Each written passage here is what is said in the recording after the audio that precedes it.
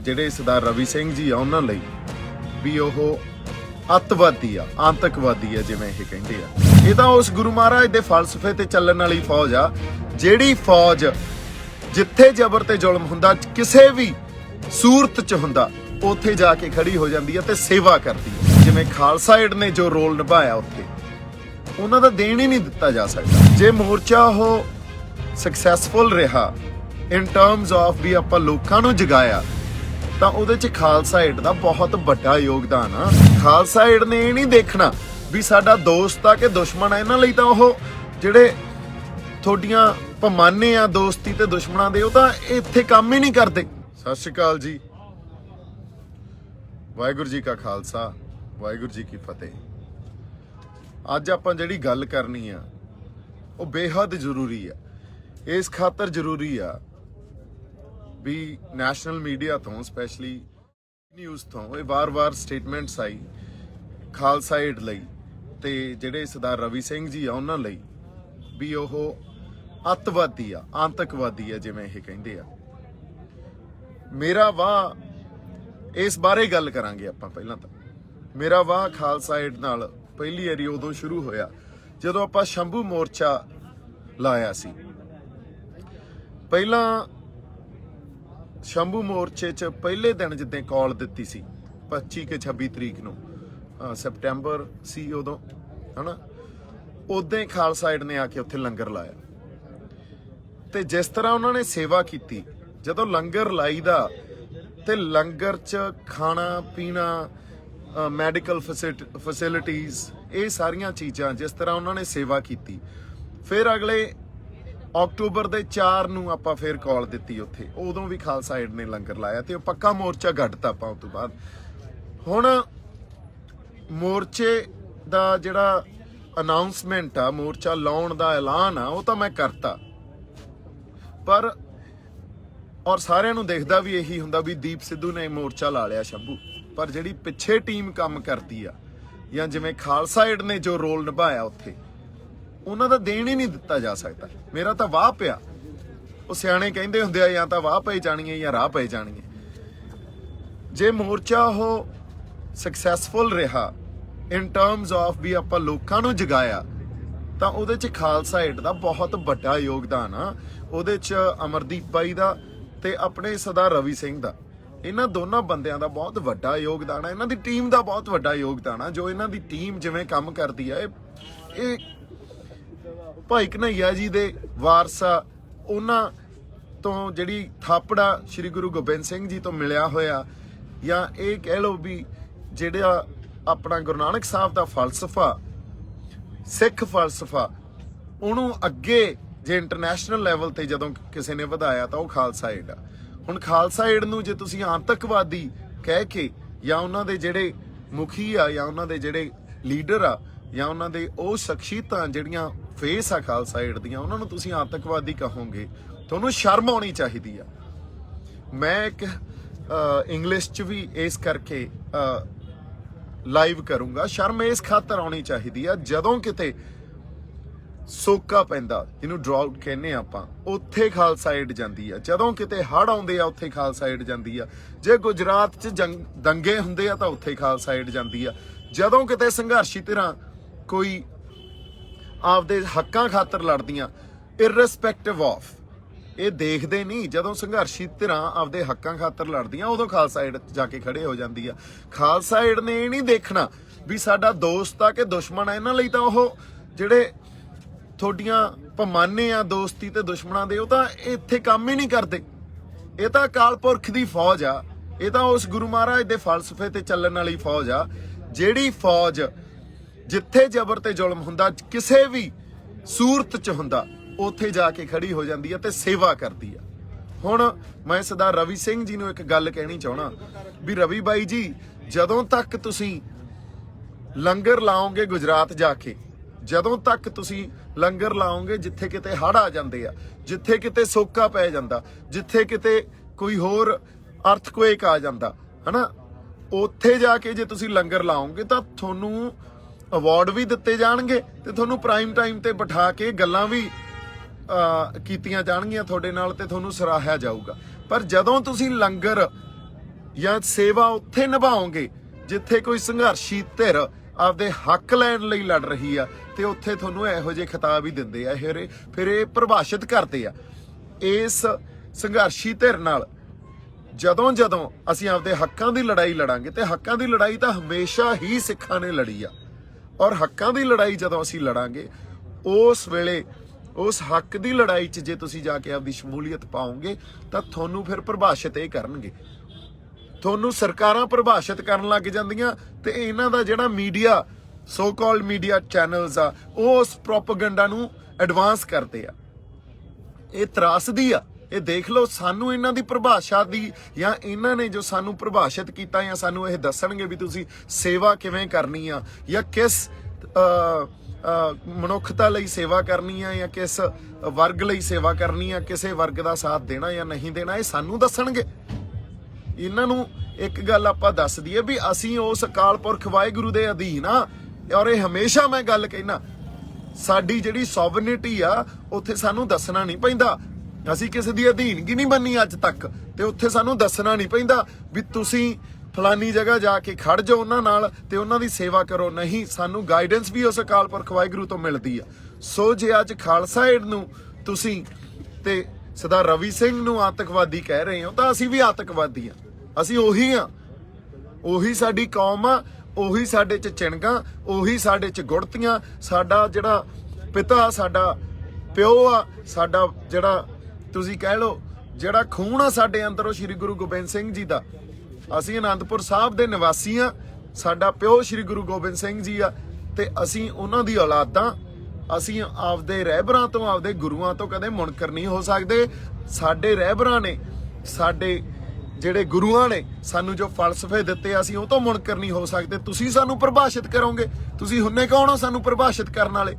ਸੋ Khalsa aid ਜੋ ਕੰਮ ਕਰ ਰਹੀ ਆ, ਜਦੋਂ ਜਿੱਥੇ ਮਨੁੱਖਤਾ ਤੇ ਜਾਂ ਤਾਂ ਕਿਤੇ ਨੇਚਰ ਦੇ ਥਰੂ ਜਾਂ ਕਿਸੇ ਸਰਕਾਰਾਂ ਦੇ ਥਰੂ, ਜਦੋਂ ਮਨੁੱਖਤਾ ਤੇ ਕੋਈ ਔਕੜ ਦੀ ਘੜੀ ਆਈ ਆ, ਖਾਲਸਾ ਏਡ ਨੇ ਜਾ ਕੇ ਉੱਥੇ ਸੇਵਾ ਕੀਤੀ ਆ, ਖਾਲਸਾ ਏਡ ਨੇ ਜਾ ਕੇ ਉੱਥੇ ਆਪਦਾ ਯੋਗਦਾਨ ਪਾਇਆ। ਸੋ ਬਾਕਮਾਲ ਆ, ਸਾਨੂੰ ਮਾਣ ਆ ਵੀ ਸਾਡੀ ਇੱਕ ਸੰਸਥਾ ਜਿਹਦਾ ਨਾਂ ਖਾਲਸਾ ਏਡ ਆ, ਤੇ ਜਿਹੜੀ ਦੁਨੀਆ ਭਰ 'ਚ ਸਾਡਾ ਫਲਸਫੇ, ਸਾਡੀ ਜਿਹੜੇ ਸੋਚ ਆ, ਤੇ ਸਰਬੱਤ ਦੇ ਭਲੇ ਦੀ ਸੋਚ ਨੂੰ ਹਮੇਸ਼ਾ ਉਹਨਾਂ ਨੇ ਮੁੱਖ ਰੱਖਿਆ ਤੇ ਉੱਤੇ ਚੱਕ ਕੇ ਰੱਖਿਆ। ਤੇ ਇਹੋ ਜਿਹਾ ਕਿਰਦਾਰ, ਇਹੋ ਜਿਹੀ ਜਿਹੜੀ ਤਰਜ਼ੇ ਜ਼ਿੰਦਗੀ ਹੁੰਦੀ ਆ ਖਾਲਸਿਆਂ ਦੀ, ਜਾਂ ਜਿਹੜੀ ਖਾਲਸਾ ਕੌਮ ਦੀ ਤਰਜ਼ੇ ਜ਼ਿੰਦਗੀ ਆ, ਉਹਨੂੰ ਜਿਵੇਂ ਬਿਆਨ ਕੀਤਾ ਉਹ ਬਾਕਮਾਲ ਆ। We are proud of you, we are proud of Khalsa Aid, and we are proud of Sardar Ravi Singh. ਇਹਨਾਂ ਦੀਆਂ ਪਰਿਭਾਸ਼ਾ ਤੋਂ ਜੇ ਅਸੀਂ ਪ੍ਰਭਾਸ਼ਿਤ ਹੋਣ ਲੱਗ ਗਏ, ਇਹਨਾਂ ਨੂੰ ਤਾਂ ਆਪਦੇ ਆਪ ਨੂੰ ਪ੍ਰਭਾਸ਼ਿਤ ਕਰਨਾ ਨਹੀਂ ਆਉਂਦਾ। ਇਹਨਾਂ ਦੀ ਤਾਂ ਬੇਈਮਾਨੀ ਆ, ਇਹਨਾਂ ਦੇ ਦਿਲ ਜਿਹੜੇ ਆ ਉਹ ਬੇਈਮਾਨ ਆ। ਇਹਨਾਂ ਦੀਆਂ ਰੂਹਾਂ ਤੇ ਜਿਹੜੇ ਨਿਰਦਈ ਤੇ ਜ਼ਾਲਮ ਲੋਕ ਆ, ਇਹਨਾਂ ਨੂੰ ਸਾਨੂੰ ਲੱਗਦਾ ਇਹਨਾਂ ਦੇ ਅੰਦਰ ਰੂਹਾਂ ਵਸਦੀਆਂ ਨਹੀਂ।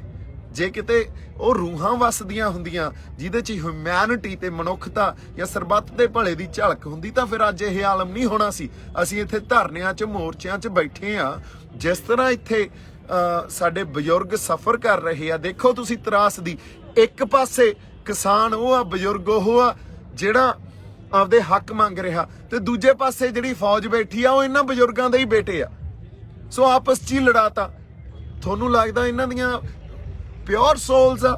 ਨੋ।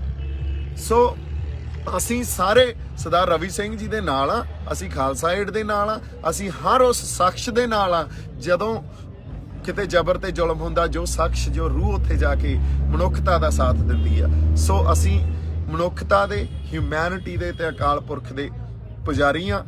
ਅਸੀਂ ਉਸ ਅਕਾਲ ਪੁਰਖ ਵਾਹਿਗੁਰੂ ਦੇ ਅਧੀਨ ਆ, ਸਾਨੂੰ ਹੋਰ ਕਿਸੇ ਦੀ ਅਧੀਨਗੀ ਮਨਜ਼ੂਰ ਨਹੀਂ ਆ। ਸਾਡੇ ਰਹਿਬਰਾਂ ਨੇ, ਸਾਡੇ ਗੁਰੂਆਂ ਨੇ ਸਾਨੂੰ ਬਣਾਇਆ ਹੀ ਇਸ ਤਰ੍ਹਾਂ, ਸਾਡੀ ਬਣਤਰ ਹੀ ਇਹ ਆ। ਤੇ ਤੁਸੀਂ ਸਾਨੂੰ ਪ੍ਰਭਾਸ਼ਿਤ ਨਹੀਂ ਕਰ ਸਕਦੇ, ਤੁਹਾਡੇ 'ਚ ਇੰਨਾ ਦਮ ਹੀ ਹੈ ਨਹੀਂ ਵੀ ਤੁਸੀਂ ਸਾਨੂੰ ਪ੍ਰਭਾਸ਼ਿਤ ਕਰ ਸਕੋ। ਅਸੀਂ, ਸਾਡਾ ਦਾਇਰਾ ਤੇ ਸਾਡਾ ਜਿਹੜਾ ਤੁਸੀਂ ਕਹਿ ਲਓ ਵੀ ਸਾਡੀ ਸੋਚ ਆ, ਉਹ ਤੁਹਾਡੀਆਂ ਪ੍ਰਭਾਸ਼ਾਵਾਂ ਜਾਂ ਤੁਸੀਂ ਜਿਵੇਂ ਸਾਨੂੰ ਡਿਫਾਈਨ ਕਰਦੇ ਹੋ, ਉਹ ਤੋਂ ਬਹੁਤ ਪਰਾਂ।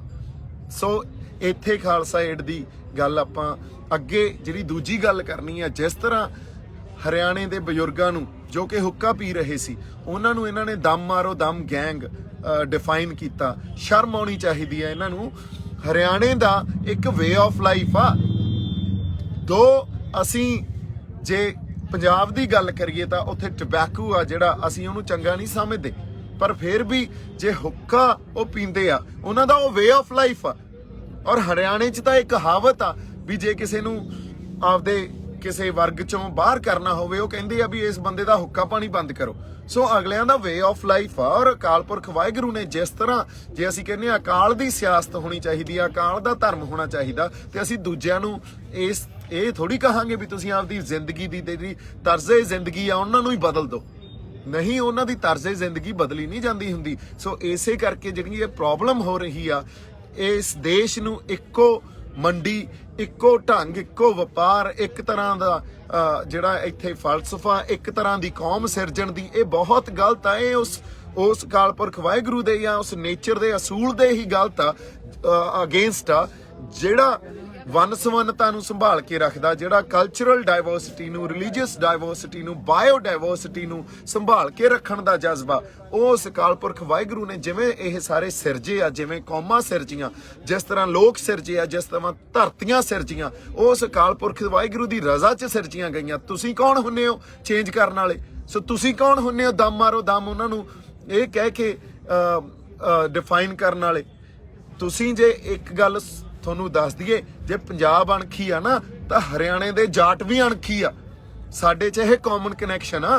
ਤੁਹਾਨੂੰ ਲੱਗਦਾ ਅਸੀਂ ਉਹਨਾਂ ਨੂੰ ਇਕੱਲੇ ਛੱਡ ਦਾਂਗੇ? ਅਸੀਂ ਕਿਸੇ ਨੂੰ ਇਕੱਲੇ ਨਹੀਂ ਛੱਡਦੇ, ਕਿਸੇ ਧਿਰ ਨੂੰ ਇਕੱਲੇ ਨਹੀਂ ਛੱਡਦੇ।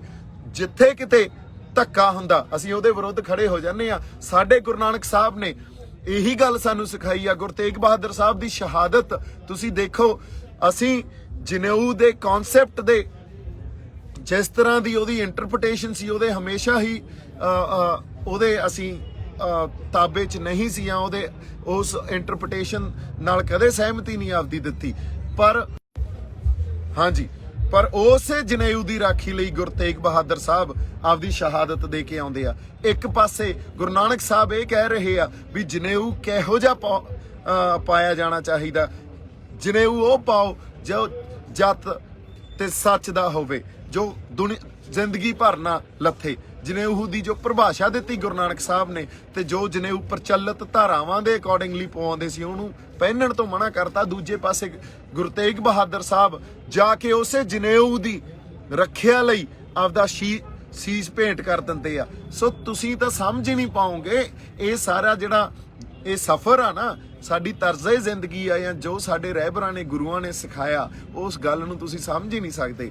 ਇਸ ਕਰਕੇ ਤੁਸੀਂ ਸਾਨੂੰ ਪ੍ਰਭਾਸ਼ਿਤ ਕਰੋਗੇ।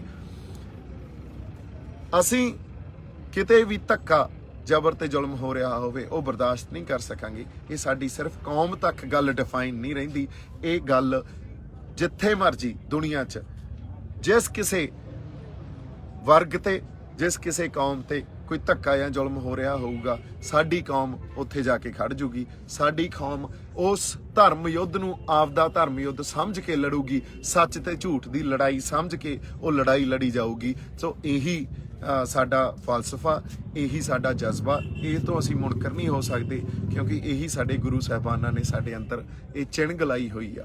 ਸੋ ਸਾਨੂੰ ਸਮਝਣਾ ਤੁਹਾਡੇ ਲਈ ਔਖਾ, ਪਰ ਇੰਨੀ ਕੁ ਗੱਲ ਮੈਂ ਜ਼ਰੂਰ ਕਹੂੰਗਾ, ਜੇ ਕਿਤੇ ਤੁਸੀਂ ਹਿਊਮੈਨਿਟੀ ਨੂੰ ਮਾੜੀ ਮੋਟੀ ਸਮਝਦੇ ਹੋ, ਜੇ ਤੁਹਾਡੇ ਅੰਦਰ ਤੁਹਾਡੀਆਂ ਰੂਹਾਂ ਹਜੇ ਵੀ ਹੈਗੀਆਂ, ਉਹ ਮਰੀਆਂ ਨਹੀਂ, ਹਨਾ, ਤੁਹਾਡੀਆਂ ਜ਼ਮੀਰਾਂ ਜਾਗਦੀਆਂ, ਤਾਂ ਇੱਥੇ ਜਿਹੜੇ ਸਾਡੇ ਸੰਘਰਸ਼ੀ ਲੋਕ ਬੈਠੇ ਆ, ਉਹਨਾਂ ਨੂੰ ਡਿਫਾਈਨ ਕਰਨਾ ਬੰਦ ਕਰੋ। ਇਹਨਾਂ ਦਾ ਹੱਕ ਤੇ ਇਹਨਾਂ ਦੇ ਜਿਹੜੇ ਹੱਕ ਬਣਦੇ ਆ, ਉਹ ਇਹਨਾਂ ਨੂੰ ਦਿੱਤੇ ਜਾਣ।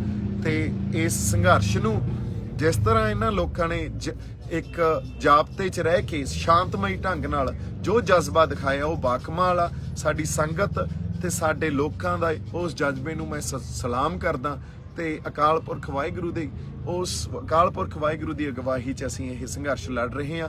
ਉਸ ਅਕਾਲ ਪੁਰਖ ਵਾਹਿਗੁਰੂ ਤੋਂ ਬਿਨਾਂ ਜੋ ਵਰਤਾਰਾ ਵਾਪਰਿਆ, ਜੋ ਇਤਿਹਾਸ ਇਹ ਰਚਿਆ, ਉਹ ਰਚਿਆ ਨਹੀਂ ਜਾ ਸਕਦਾ ਸੀ। ਉਹਨਾਂ ਦੀ ਅਗਵਾਈ 'ਚ ਤੇ ਸ਼ਹੀਦੀ ਸਿੰਘਾਂ ਦੀ ਪਹਿਰੇ 'ਚ ਅਸੀਂ ਇਹ ਜਿਹੜੀ ਜੰਗ ਆ ਉਹ ਲੜ ਰਹੇ ਹਾਂ। ਇਹ ਗੱਲ ਸਾਡੇ ਸੰਘਰਸ਼ੀ ਜਿਹੜੇ ਰੂਹਾਂ ਸਾਡੇ ਲੋਕ ਆ ਉਹ ਯਾਦ ਰੱਖਣ, ਤੇ ਉਸ ਗੁਰੂ 'ਚ ਭਰੋਸਾ ਰੱਖ ਕੇ ਹੀ ਅਸੀਂ ਜਿੱਤਣਾ। ਉਸ ਗੁਰੂ 'ਚ ਹਮੇਸ਼ਾ ਭਰੋਸਾ ਰੱਖਿਓ। ਬਾਕੀ ਸਰਕਾਰਾਂ ਜਾਂ ਇਹ ਨੈਸ਼ਨਲ ਮੀਡੀਆ ਸਾਨੂੰ ਕੀ ਡਿਫਾਈਨ ਕਰੂਗਾ, ਅਸੀਂ ਇਹਨਾਂ ਤੋਂ ਬਹੁਤ ਪਰਾਂ ਦੀਆਂ ਗੱਲਾਂ। ਸੋ ਜਿਉਂਦੇ ਵਸਦੇ ਰਹੋ, ਖੁਸ਼ ਰਹੋ, ਆਬਾਦ ਰਹੋ। ਸਤਿ ਸ਼੍ਰੀ ਅਕਾਲ ਜੀ। E5 ਚੈਨਲ ਪੰਜਾਬੀ ਹੁਣੇ ਸਬਸਕ੍ਰਾਈਬ ਕਰੋ, ਬੈਲ ਆਈਕਨ ਤੇ ਕਲਿੱਕ ਕਰੋ